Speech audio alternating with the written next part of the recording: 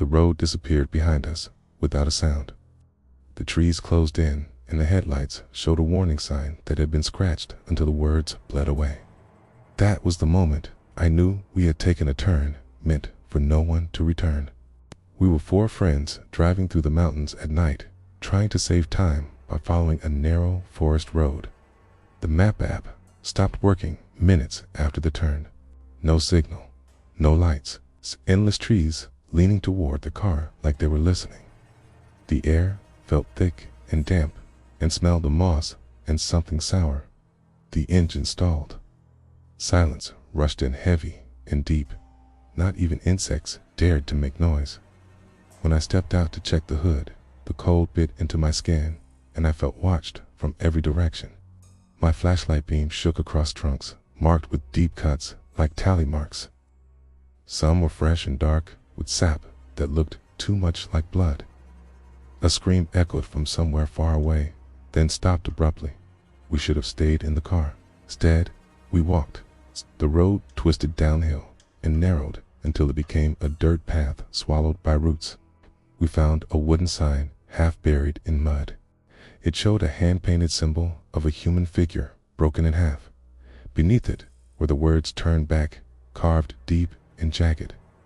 That was when we heard breathing behind us.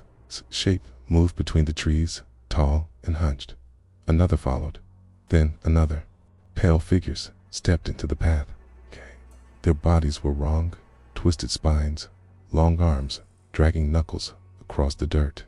Their faces were human, but stretched mouths, wide eyes, empty and shining. They smiled. We ran. Branches tore at us. Rocks cut our feet. Forest seemed to rearrange itself, blocking every escape. We burst into a clearing and skidded to a stop. Bodies hung from the trees. Dozens of them wrapped in wire and rope, mouths open, frozen in screams. Blood dripped steadily onto the ground, forming dark puddles. Some bodies still twitched.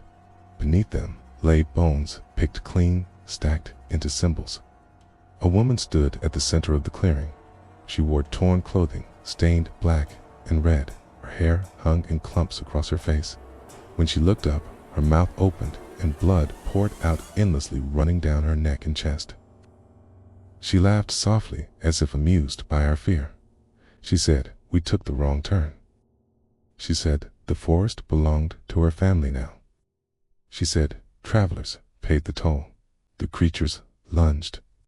One grabbed my friend by the leg and dragged him screaming into the trees. The sound ended with a wet crack.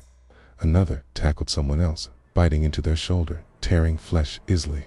Blood sprayed across the leaves. I ran blind, crashing through undergrowth until the ground vanished beneath me. The K fell into a pit. Spikes pierced my legs and back, pinning me in place.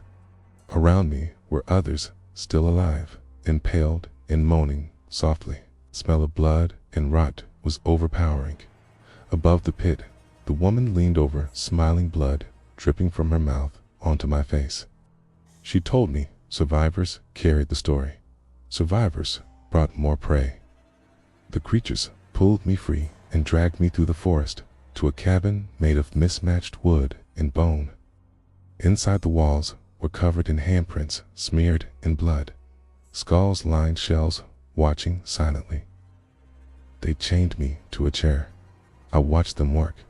They dragged in my remaining friends one by one. The creatures tore into them, slowly savoring every scream. The woman whispered prayers that sounded like curses. Blood flowed across the floor, pooling around my feet, warm and thick. One friend begged me to help. I could not move. Eyes met mine as his throat was opened.